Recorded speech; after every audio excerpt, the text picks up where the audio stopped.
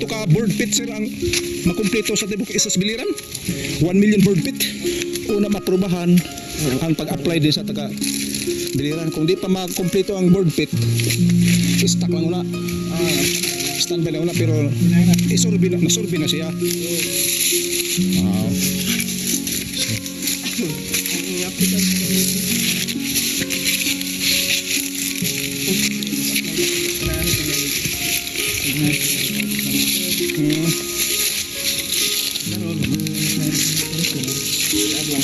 Kamu lang siya nag-survey. Anytime, kandak lang pong verification.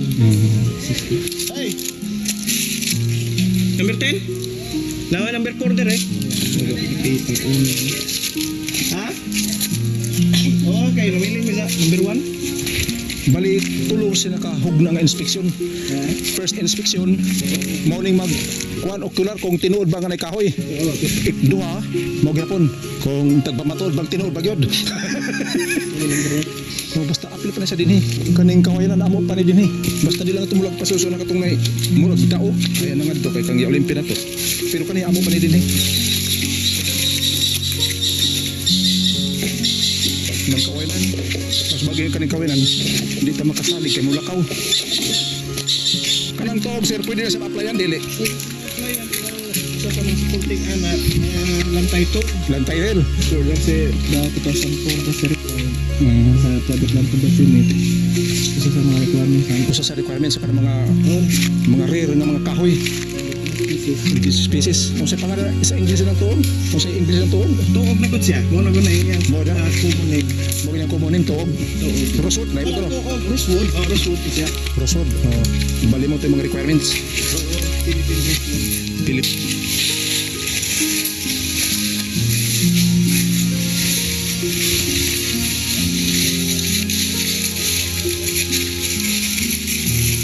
Sige, muna pa sa inyo ha.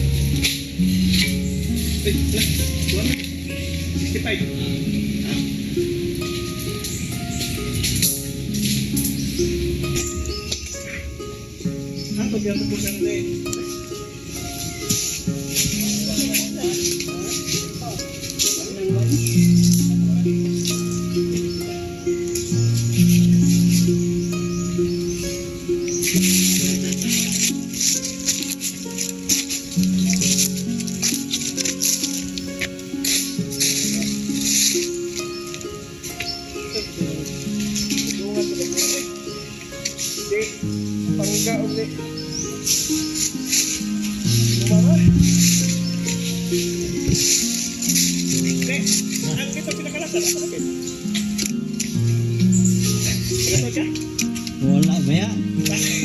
Wala ko kapang kawan. Asa ba sila nag-una pagkuhan?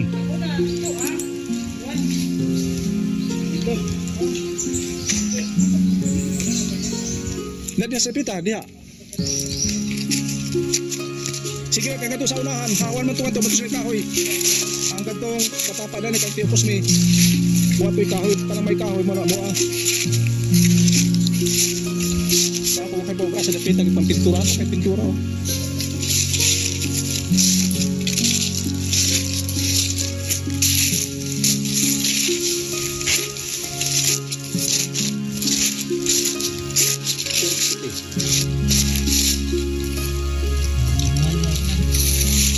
Wala ko na no, mga sa mga sequence.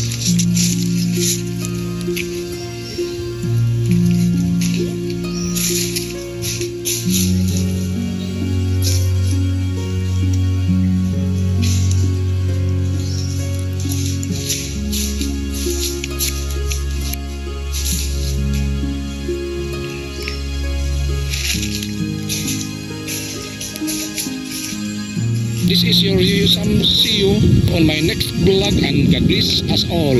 Bye-bye.